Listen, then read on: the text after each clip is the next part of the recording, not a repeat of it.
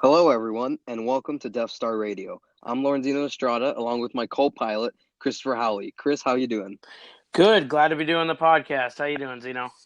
I'm doing good, and it's been a while since we've gotten together and talked Star Wars. I was gone, and you were working your tail off, but here we are. Yeah, you made a trip to New York. I've been working a lot the last couple weeks, so we apologize for the brief break we had there, but we're back and ready to talk some Star Wars. Yes, we are back indeed, and we're actually going to be reviewing a book that we both read together at the same time, and that was Thrawn by Timothy Zahn. And Chris, just right off the bat, what were your thoughts on the book Thrawn?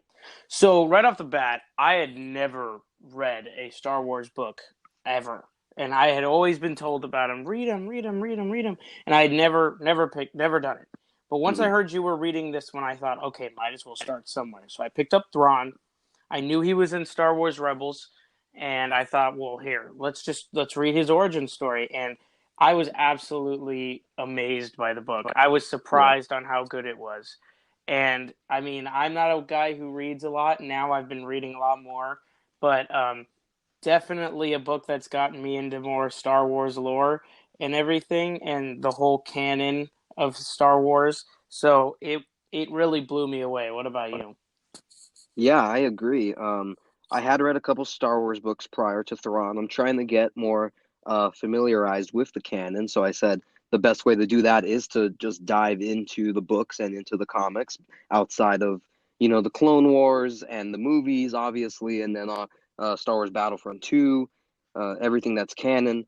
So, I was a little worried when I picked up Thrawn. I didn't know if I was going to get attached to this character. I hadn't seen Rebels yet, and I was deciding whether or not I wanted to watch Rebels first and then read Thrawn, or read Thrawn and then go to Rebels.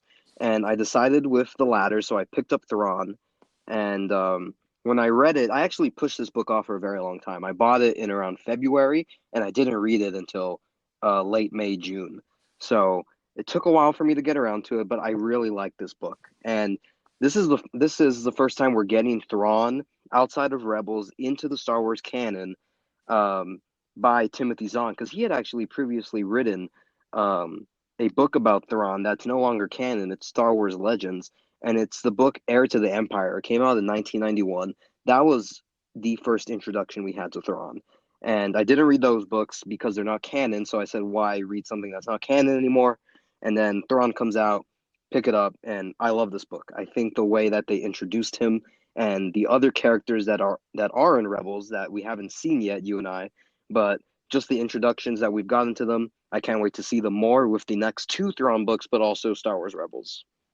Yeah, me as well. I have not seen all of Rebels. I have seen some of Rebels, but not all of it. And I mean, I will have to go back and rewatch from the beginning just to get a full perspective on it.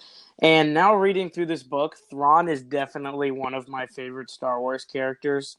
And Hmm. I haven't even seen him much on anything, so I'm a little skeptical on how Rebels is going to treat Thrawn Yeah, because he's a little bit of a darker character he if is. you'd say. So, and of course being a Disney TV show, it's a little tough, but I'm really excited to kind of see that, and I was really excited to read this book. I can't wait to read Alliances and then Treason that comes out next month. It's about a month from today, I think. I think it comes out July 28th or It 26th, something does. like It that. comes out around San Diego Comic Con, so Yeah, so it's about a month away, and I can't wait for that. Hopefully, I'll have Alliances done and Alphabet Squadron. And I'll gotta get reading. That's what I gotta still do. still working your way through Alphabet Squadron. Yeah. Oh yeah, oh yeah. But yeah, no, it was definitely an outstanding book. So I just wanted to let out a warning to everybody who's listening to this who hasn't read Thrawn. If you haven't read Thrawn and you're planning on reading Thrawn, even if you're not planning on reading Thrawn, all of this is going to be the rest of this is going to be spoilers. So I suggest you go read the book, come back here and listen to what we have to say about it. Even if you're not planning on reading it, read it because it's good. Yeah, If you most are plan definitely. Yeah, if you are planning on reading it, definitely don't listen to this part because it will contain all of the spoilers, and then obviously you won't want to read the book. So, Zeno, how about you start us off? What did you think of the very, very beginning when the Empire seemed to be outsmarted by Thrawn almost like an entire squadron was outsmarted by Thrawn. Yeah, I think that speaks to the education and also just the way the species of the Chiss ascendancy, how they work and how they operate. And this is obvious. The Chiss ascendancy is in the unknown regions of the galaxy, which is something that is more so now getting dabbled into. You know, we're seeing them, we're seeing the outer regions talked about a lot more, as well as wild space, which is where Eli Vanto is from, another one of the main characters in this book. But I thought it was really cool. You know, I think right off the bat we're introduced to this character who's very smart, who is a great tactician, and who has a military mind. So seeing him do that was pretty cool. I also like the fact that at the beginning of this book, throughout this book, because this book takes the course of years, I would assume. And in the beginning of this book, we see that the Empire is still using V-wings and they're still using Venator star class cruisers, which symbolizes that they're part of the Republic still. And it's not like an overnight change that the Emperor made it the Galactic Empire, and then all of a sudden there were Star Destroyers and there were TIE fighters and things like that. We see the gradual growth of the Empire through this book, and you see it in the beginning how they're still using Clone Wars technology. So I thought that was a really cool addition to it. Yeah, and I always thought that this era of Star Wars has kind of been one of my favorites because Yeah. it's almost unexplored, but I mean, I guess right after Return of the Jedi is unexplored as well. But that Hmm. era of where the Empire was ruling the galaxy between A New Hope and I mean, obviously they were still ruling the galaxy after A New Hope until the end of Return of the Jedi, Yes. but they were ruling the galaxy there, and they were almost facing no resistance. There was resistance, but there wasn't like the rebellion didn't have any advantage until A New Hmm. Hope. So Yes. it's really cool to see how things changed there. Like you said, how they were still using Clone Wars technology. And I mean that kind of grows throughout the book with Thrawn's interest in Clone Wars technology. Yeah. He keeps droids. He tries to get every piece of Clone Wars technology he can get. Presumably because it seems he ran into Anakin Skywalker during this time of the Hmm. Clone Wars, which may probably get explored in Alliances because I know it has something to do with Darth Vader, obviously, which both of us have not read yet, so No. we do have to get in on that. But yeah, no, like I said, it's a great part. It's a great part of the book that kind of introduces Thrawn and sets it off toward where they head toward the Emperor, and I mean, it's our introduction to Eli Vanto as well. Yes. And Eli Vanto is probably one of the most well developed characters in this book, in my opinion. At the Hmm. very beginning of the book, I don't know if you felt this. I'll let you answer it after I say it. At the beginning of this book, it almost seemed like this book was about Eli Vanto. Yeah. No. Definitely.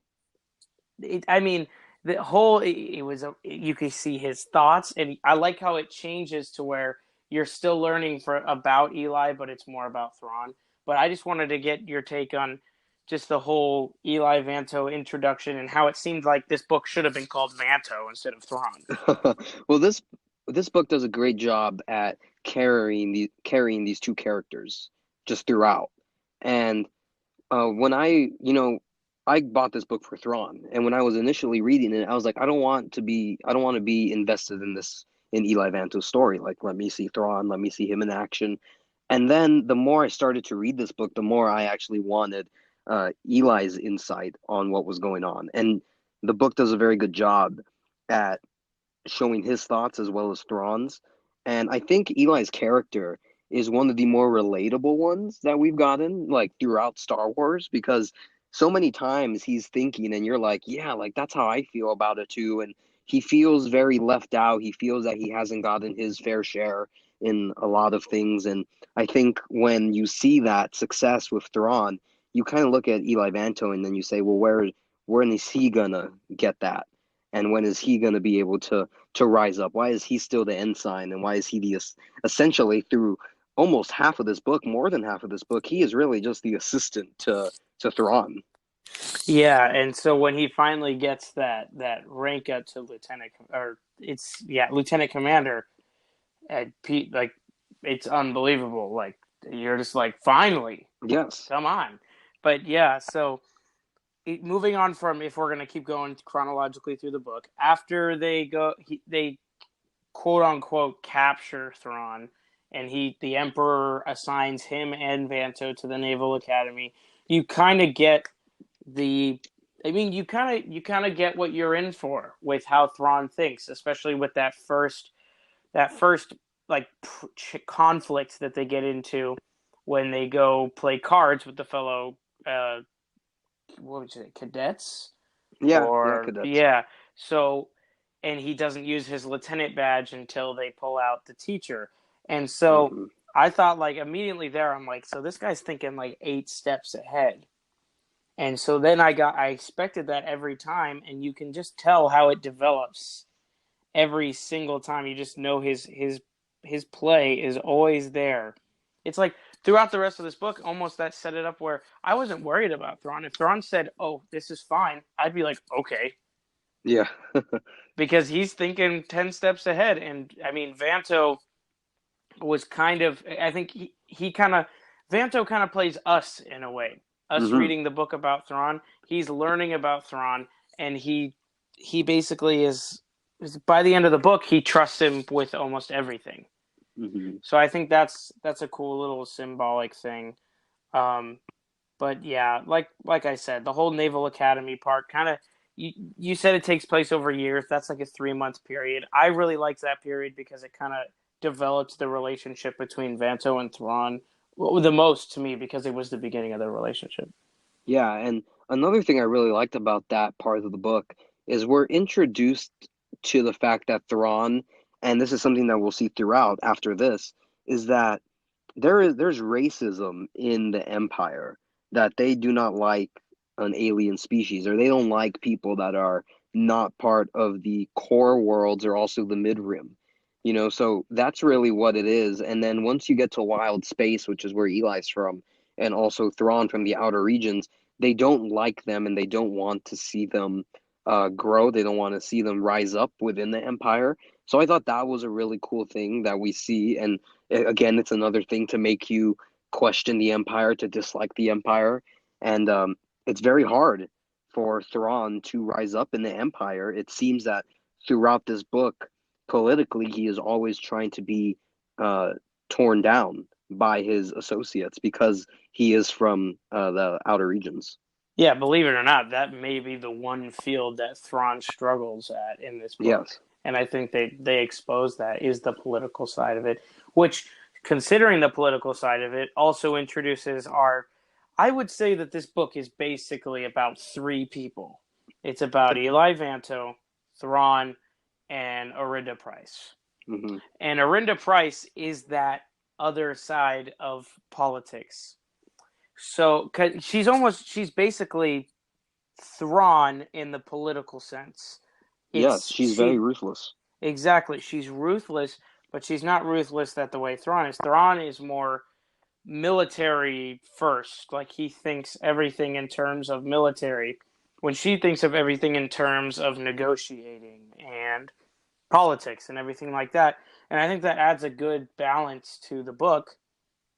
And I mean, at first, when they first introduced Price, I was thinking, where is this going? Like, we're introducing another character. I'm still learning all these other guys. Yep. And I think it's great. And then when they finally meet at that party during Ascension Week, is that what it's called? Yes, Ascension Week on Coruscant. Yeah. And I thought, like, okay, now we're trying to get it combined here. And I thought her character arc was also great. She kind of also plays a little bit of a villain in a way, and I thought it was fantastic, and considering to show her ruthlessness compared to Thrawn's, it was a great balance. Yeah, and to be quite honest, I don't really like Arinda Price, but it's not because I don't like the way that she was set up, because that's great. But the way that Timothy Zahn writes this and the way that he illustrates her throughout this book makes you, or at least for me, dislike the character because she is ruthless in that political sphere of things. So that was something that I thought, it's kind of like that mirror image of Thrawn, but just on the other side of it. And we see her. Set up Senator Rankin, who is of Lothal, because that's the planet where she's from. She had her family had mining um, facility on Lothal. They end up losing it, and once that happens, she decides that she's gonna make sure that she is powerful enough so that doesn't happen to her, and she's not, tossed around. There are good motivations there, but in the end, she is part of the Empire, and we see her form alliances not only with Thrawn but with Grand Moff Tarkin. Yeah, and I mean, going back to when she got rid of when the whole uh they had to get rid of the mine with her family and everything. It almost seems like it was obviously she was pushed into a corner that was going to end up them losing the mine, but she took the deal that seemed the most selfish. Hmm. It sent her to Coruscant to learn more, but left her parents behind. Yes. So it already kind of puts you off on a bad foot with her. Hmm. So, but which I think was great because it kind of sets up what happens later. But it's definitely a good thing. And like as years go by, as we keep going through the book here, um, Thrawn moves up in the rankings. As you say, Vanto does not. Eli Vanto stays his assistant, and it seems like the Emperor is growing more trust in him more and more. As it says on the back of the book, actually, it even says Thrawn proves to be as indispensable to the Empire as its most loyal servant, Darth Vader. Yep. So, which I believe is why it's going to play into alliances. They're going to have a little bit of a rivalry there. Yeah.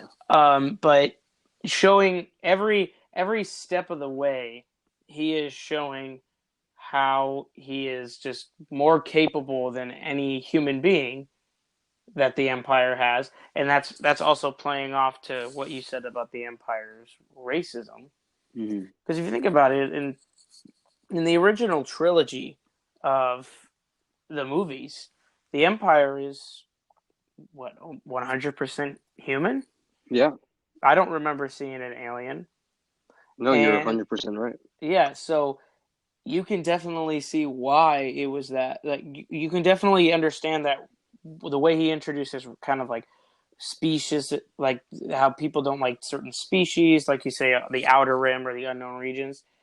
Um, it makes sense, and it's basically he's fighting for he may not realize it, but he's basically fighting for the reputation of people from the outer rim or the unknown regions, Hmm. as is Vanto because he's from out Yes. there as well.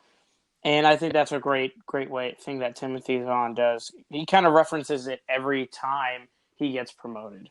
Yeah. And from there, we see him actually getting deployed, and now he's on the Blood Crow, which is one of the ships, one of the many ships. As he goes up through the ranks, we see him not take command of the Blood Crow, but we see him working there. And then that's when we get our first introduction to a smuggler named Signy. And he plays a very crucial part throughout the rest of this book. And he ends up actually tricking Thrawn into believing that he is a prisoner who got taken by pirates when he, in fact, is the pirate. And from then on, we see Thrawn almost develop a passion towards Signy in the sense that that is his greatest weakness, and he needs to get rid of him as soon as possible. Yeah, and I mean, I if I was Thrawn, I would feel the same way because he barely had any steps backwards on his way to his position on the Blood Hmm. Crow, and so having somebody outsmart him irked him, and I could totally understand that. I get irked when I get outsmarted, and I'm not exactly smart, so um, so I totally understand where Thrawn was going with that. But his obsession with Signy and the pirates that he dealt with, and how they got the Tabana gas out without doing the way that Thrawn said, it Without cutting really into it. exactly it really irks him, and it you could just tell it's almost like every chapter that's about Thrawn because it kind of flip flops here with Arinda Price. Um, there's a little reference in there about how he's angry about that certain scenario, even as he becomes the commander of his own ship. So, yeah, once again, great character development by Zahn there, and yeah, I I'd be pissed. See, that's the human in Thrawn coming out, even though he isn't human, but it makes sense.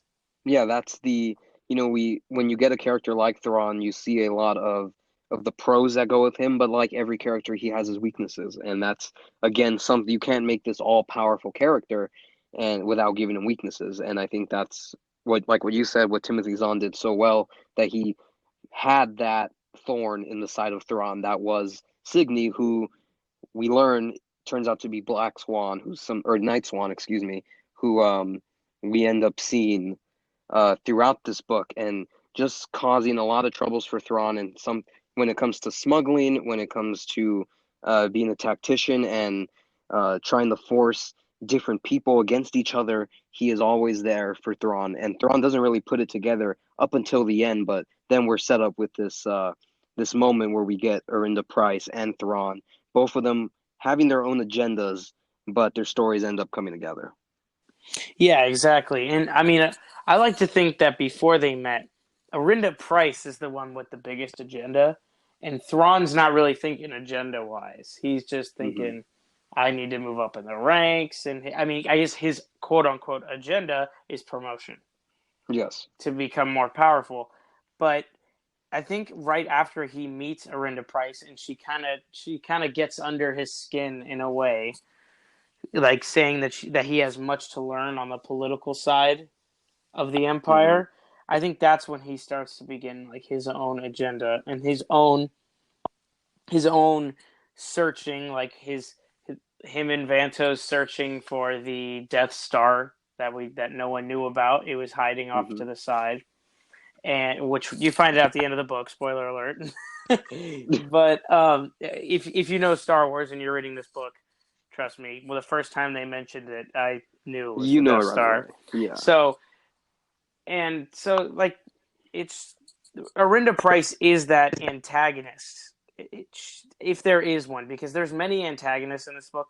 You can almost say that Night Swan isn't one because after toward the end of the book when he finally meets up with Night Swan, you could just kind of tell that they they don't have hatred for each other. They more have respect for each other. Yeah. I So think that's something that was very powerful. exactly. So that's why I think Arinda Price is kind of the true antagonist, and she's one of the big crucial parts of why Thrawn changes a little bit. And Night Swan is the one constant throughout the book that Thrawn cannot figure out over the years of his time with the Imperial Navy. So it's definitely interesting the way they set that up, and when they finally reveal Signy as Night Swan, I'll admit I was shocked. I probably should have seen it coming, but I was shocked. I should have seen it coming too, and I'm in the same boat as you. I was like, oh wow, okay. And then I thought about it and I was like, yeah, definitely should have known that one, but we'll let it slide. But we end up coming to Baton, which is where Signy is, and he has a lot of pirates with him, a lot of smugglers, and Thrawn is unable to have an attack because of a shield that is up, and that's when they send Arinda Price along with an ISB agent to disable the shield. And Arinda, like what we have been saying, has her own agenda. She ends up trying to save her parents and trying to get them off the planet for what is eventually going to be just an all-out disaster. And instead of bringing the shields down, she actually blows up the facility and it ends up killing a lot of people. And that blame is actually put toward Thrawn when really it was her fault. Exactly. It's put towards Thrawn.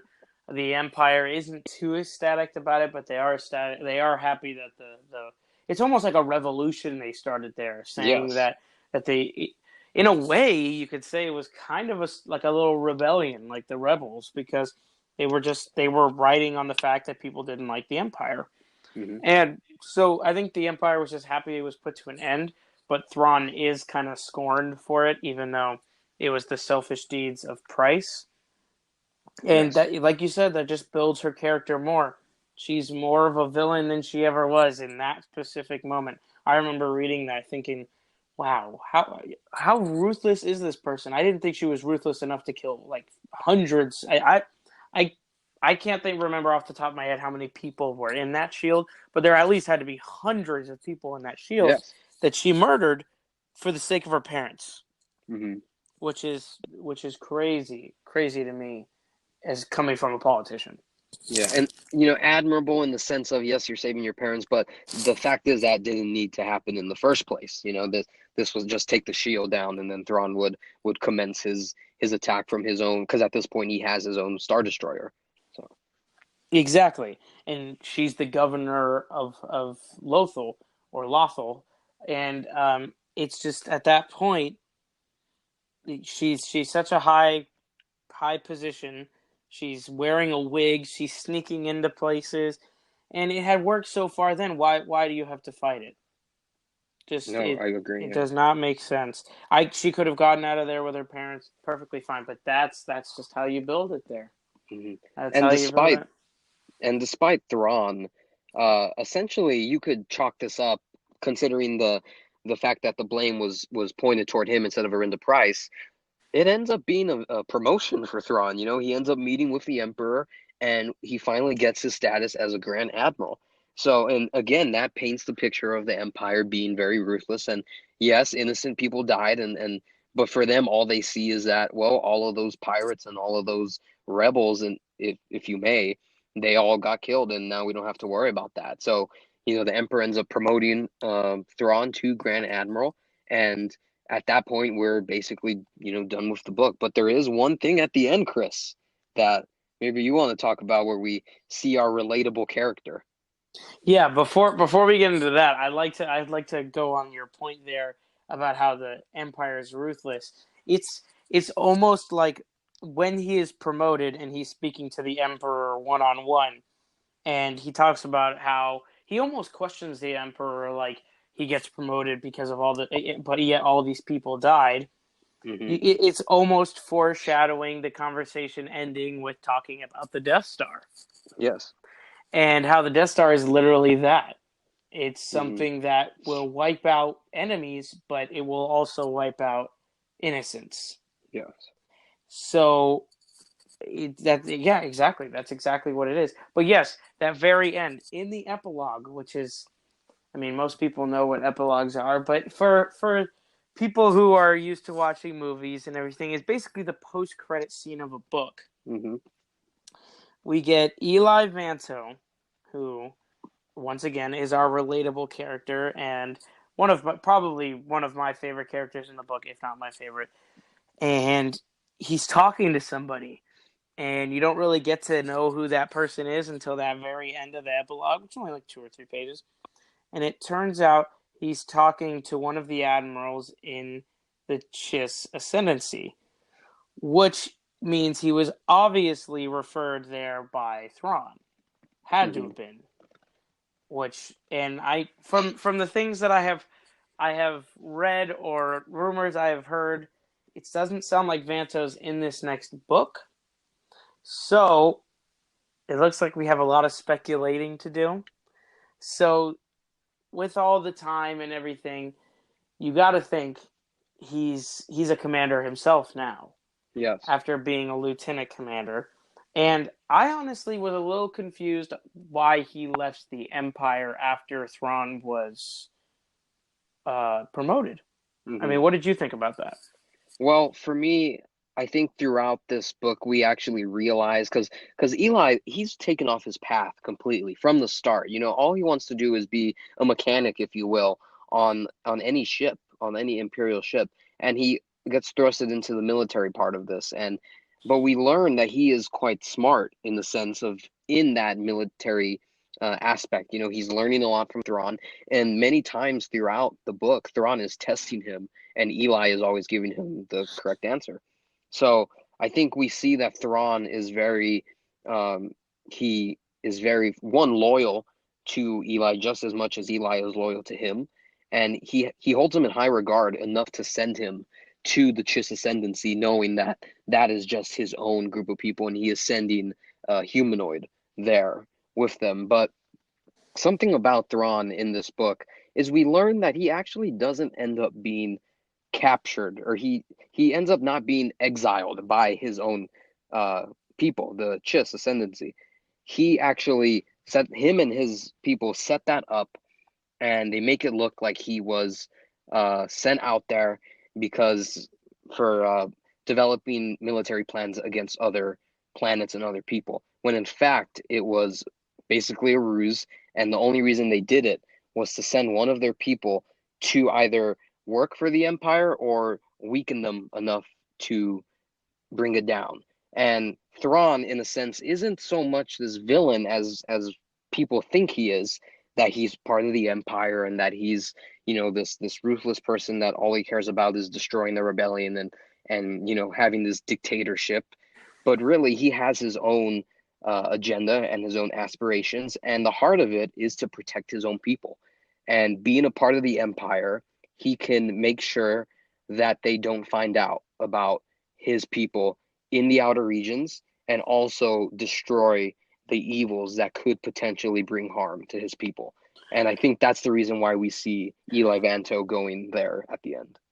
Yeah, I agree. And you almost feel when you read the book that yes, his Thrawn's allegiance is to the Empire, but his true allegiance is to his people. Hmm. And he feels now, at least what I got from it, he feels now that he has become such a prominent figure in the Empire and such a big piece of the military and a big asset to the Emperor that he sends somebody that he would trust with his life to go help his people.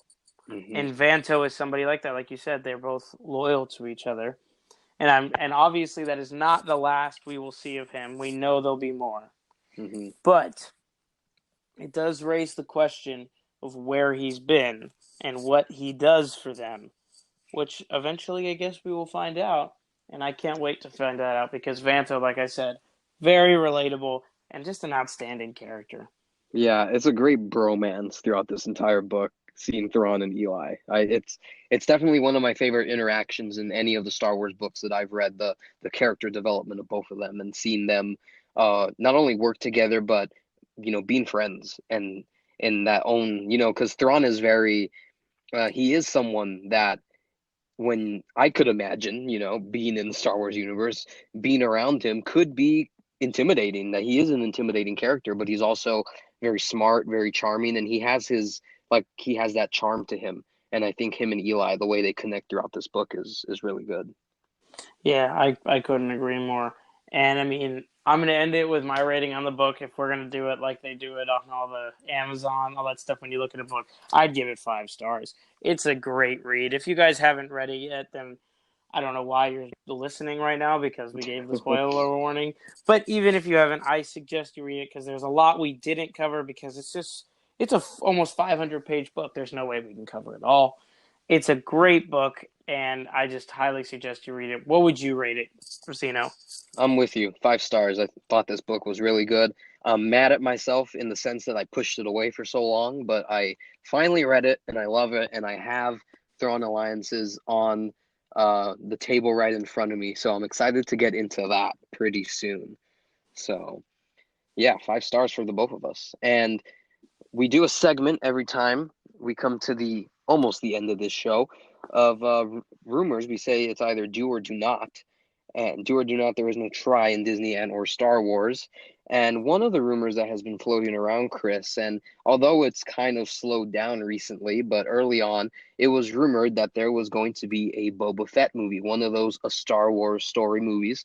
Now, obviously, with the announcement of Mandalorian and just with the fact that Disney is supposedly slowing down their Star Wars movie slate, we might not get Boba Fett anymore. But Chris, would you want to see a Boba Fett movie? So I don't know if I'll anger a lot of people when I say this. I'm going to say no. Hmm. I do not think Boba Fett needs a movie. Boba Fett, great character. Love him. Maybe go give him a Disney Plus series Yeah. because they're giving Cassian and K2 a Disney Plus series. If they're really considering giving Obi-Wan a Disney Plus series, then Boba Fett deserves a Disney Plus series because Obi-Wan deserves a movie over Boba Fett. We went over that in a previous episode. Yeah. Hmm. But like you said with Mandalorian, I feel like that's already kind of a Boba Fett-esque style, and that we probably don't need any more of that unless it's a show. I don't think Boba Fett really needs a movie. Maybe if they do end up making Solo 2 happen, hashtag make Solo 2 happen. Yes, sir. Um, then maybe tie in Boba Fett there, with Han Solo obviously being a smuggler and having a history with Boba Fett and somehow killing him while he's blinded on a ship with a staff and gets shoved into a Sarlacc pit. They do need to redeem his character. I'll give him all that because that's a terrible death. Yeah. Horrible death. But I don't think a movie is the way to go. Either have him play that side role or maybe the main villain in Solo 2, but I don't know how you make him the main villain in Solo 2 with Darth Maul. But at least maybe play him in there if they do it. Otherwise, a Disney Plus series works for me. Movie, I'm going to say do not. They do not need to do that. What do you think? You stole my mic drop, Chris, because I'm also going to say no, but my reasoning was for Solo too. And, I think we need to see more of Han Solo's backstory, or maybe not necessarily need, but after Solo, and you know how big of a Solo fan I am, I'm I want to huge. see more of Alden Ehrenreich as Han Solo, and I definitely want to see more of Kira, played by Emilia Clarke. And I just love the story. I love the way that it ended with a cliffhanger, and I'm hoping that we get the sequel. But why not, in a Han Solo origin, introduce the reason why him and Boba Fett go way back? I mean, it's assumed that they go way back. And, Boba Fett, as popular as he is, he doesn't really do much in the original trilogy. He looks cool in the background of many shots, and he's got what, like one line, but like what you said, in the end, he falls in the Sarlacc pit, and that's the end of the story of Boba Fett. So I think that we should definitely see him in Solo too. I was thinking that Darth Maul and Kira say we need to take care of Han Solo. Maybe he's damaging the reputation of Crimson Dawn. So let's send a bounty hunter to go kill Han Solo, and that bounty hunter is going to be Boba Fett. That's my. But no, I definitely wouldn't make a movie about it. I don't know if there's enough material there without bringing in someone like Han Solo. Disney Plus series, I also disagree with that because I want to see. Um, Obviously, we're getting Mandalorian, which is Boba Fett is a Mandalorian, and then we're also going to get the Cassian Andor K2 series, and then hopefully, potentially, Obi-Wan Kenobi. So I think there might be a little too much there to get Boba Fett. So I'm going to say, do not for the movie, but let's get him in. Let's get him into a movie, but it's not his, and let's get him into Solo 2. Hashtag make Solo 2 happen. so, so with you saying that with like bringing a different character in, I have seen a lot of things. This is kind of changing my choice for do or do not in a way, because you Oh, said okay. if they were to make a movie, they don't have enough material. They'd have to bring in someone like Han Solo.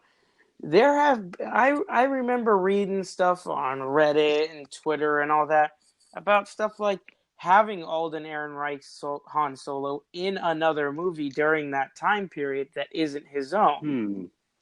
So Okay. if they were to do that with Boba Fett and have Han Solo kind of in it, but it is a Boba Fett story, then I might be down for that. But I'm more Okay. down for the other way around with Solo and Boba Fett because that's a great idea with the whole go get 'em bounty hunter and everything. I thought that was a great idea how you said they're causing too much trouble. But like I don't know, I could definitely see that now that I'm thinking about it. That definitely makes sense. Yeah, and I was also thinking about what you said about a lot of Reddit posts and a lot of things saying like put Alden Ehrenreich in other things as Han Solo, but it's not about him.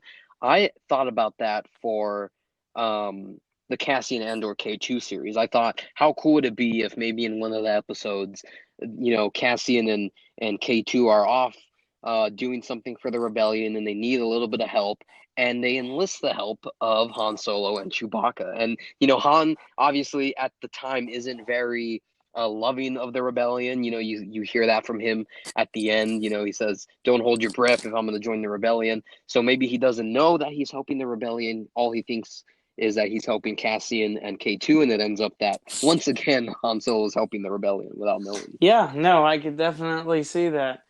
That'd be an interesting way too. I just like you said, I want to see Alden Ehrenreich as Solo a little bit more. Preferably, I mean, you can't call it Solo 2. You have to call it Solo Yeah. something, like with a little colon or something like that. But yeah, it's definitely interesting. But headed back to the Boba Fett idea, do not, no movie. I know they had one in the works and they canceled it. It's a good thing they did. We don't need the movie. But I for our agree. last segment, still haven't come up with a great name of it. If you do listen, I think it's just become a running joke now. It's like, what are we reading? What are we watching? We just Yeah, that's we all it can't is. come up with a name. We've tried. It just doesn't work. We'll come up with something eventually. But like I said, in our segment, we like to talk to our listeners and tell them what we're reading, what we're watching. Doesn't have to be Star Wars related. If it is, then more it's a plus. Even But better. if Even it's better. not, then we just like to tell everybody. So I'll start. What I'm reading, I am reading Alphabet Squadron. We talked about it last time. I am Hmm. gonna spoil your little part, Zeno. Zeno has already finished it, and I am not even halfway through. He ran through this book like I ran through Thrawn in 6 days. I don't know how Yeah. long it took you, but it did not take you very long. You've had it for a little while, and now you're done, and now I need to get going. Yep. I was reading before that. I did put it down for Alphabet Squadron. I was reading Rogue One Catalyst. It is a book about Galen Erso and director Krennic before the events of Rogue One. So kind of a little bit of an origin of their friendship and where it leads. So I thought that it's a great book. I've only read about 100 pages of it, but I've put it down for Alphabet Squadron. I've heard good Yeah, things about it. it's definitely a good read if anyone's looking for something that's a little bit more directed toward the movies, because that is literally about two characters in the movies. And what Hmm. I'm watching, I know I've said I almost every episode now. I feel like I said I'm rewatching something, but coming up, I believe it's tomorrow. I will be going to go see the quote unquote extended edition of Avengers Endgame that's coming out in I theaters. knew it. It's I got knew it. 6 or 7 minutes there at the end. I honestly don't even know if my theater is showing it. I may not even walk into this right movie, but I do want to go see Endgame again for the last time because let's be honest, once a movie's out of theaters, yes, you can watch it, but it's never the same. It's never the same. So you just gotta watch it on. Definitely Definitely true. gotta watch it on the big screen. And then Tuesday, in about 5 days, I will be watching the premiere of Spider-Man: Far From Home, which I am very excited for. The end of Phase 3 of the Marvel Cinematic Universe. Lorenzino's a big DC fan, so I know he's not a huge fan of what I'm saying, but it looks really exciting. Mysterio's in it. I know you're a specific Spider-Man fan, even though you are a I DC am. DC guy. Mysterio looks fun. Jake Gyllenhaal's a great actor. Tom Holland's done a great job as Spider-Man so far. So I'm really looking forward to that. And with that, Zeno, what are you doing? What are you watching and reading? Well, first, to talk about that end game, you're really trying to help them get over Avatar, Hey, I huh? would I think that might be the I thing right wouldn't there. mind if I help them a little bit. Plus, I get to see a deleted scene on a big screen. When do you ever get to see a deleted screen on a movie theater screen? And I mean, I'm going to a matinee, so it's not like it's going to cost me a fortune. So, That is true. definitely excited for that. Yeah, I am a Spider-Man fan. I watched the original 1967 to 1970 cartoon, and my favorite villain from that cartoon was Mysterio. So I definitely will be watching Far From Home, but maybe not right away, like you. I So I will be yeah, watching I it. can't. I have to see it before spoilers come up on my feeds. Endgame spoilers were That really is true. hit me hard this year, so I'm not trying to get They spoiled. did. That was a big rip right there when you told me about Big that bad. entire thing that happened to you with the Oh spoilers. yeah, not a good one. But anyways, back toward you. What are you watching and reading? What should people All be right. interested in? You said I finished Alphabet Squadron. That is true. Um, I am book wise. I decided to take a one book break from Star Wars, and I am reading a book called "Stay Sexy and Don't Get Murdered." It is from, it's by Karen Kilgariff and Georgia Hardstark, and they are the host of a very popular podcast called My Favorite Murder, and I love that podcast very much. It gets me through work a lot of the time, and I just really wanted to read the book. I wanted to hear more about their lives and their story and like why they're doing this now. And I like it. I think it's a really good book as of right now. And watching Star Wars Resistance right now, which is the uh, animated TV show that is on Disney Channel. About 8 episodes in right now. Season 1 is done already. Season 2 is coming soon, and I like it. I think it's pretty good right now. You're getting introduced to a couple more characters for the First Order. Captain Phasma has already made an appearance. Um, Major Von Reg, who's actually a TIE fighter pilot, very good TIE fighter pilot, TIE interceptor, actually. And he's got a full of not costume, but armor, red armor, and I thought that's really cool. There's another character called Commander Pyre, and he's got all gold armor, so I think that's pretty cool. Um, Oscar Isaac is in this show, which surprised me because I heard Poe talk, and I didn't think it was going to be Oscar Isaac. I was like, Oscar Isaac, no offense, he's probably got like better things to do than like an animated show. And then I was like, that's Oscar Isaac, so I was really excited to see that he's in it. And we get BB-8 and Poe a little, but I think it's a good show so far, and definitely going to keep watching. Yeah, no, that's a show I gotta jump on, and like I can't wait for Disney Plus to come out so I can get more into Rebels and Clone Wars because I'm not about to go drop the money to go watch them. And with the Clone Wars being off of Netflix, even though I've seen all of Clone Wars, it's just one of those things you want to rewatch, especially with them coming out with new episodes. So yeah, I think we covered everything. I think we did. Like I said before, 100% suggest Thrawn if you have not read it yet, which you probably shouldn't be listening now if you've read it. You should feel bad about yourself. No, I'm kidding. But yeah, definitely go out and read it. It's a very good time and it's fun. If you love Star Wars, you'll love the book. Yeah, well, I think that's going to do it for this week, Chris. Good I, talk. I would agree. I would agree. Thank you all for listening, and yeah, may the force be with you. Always.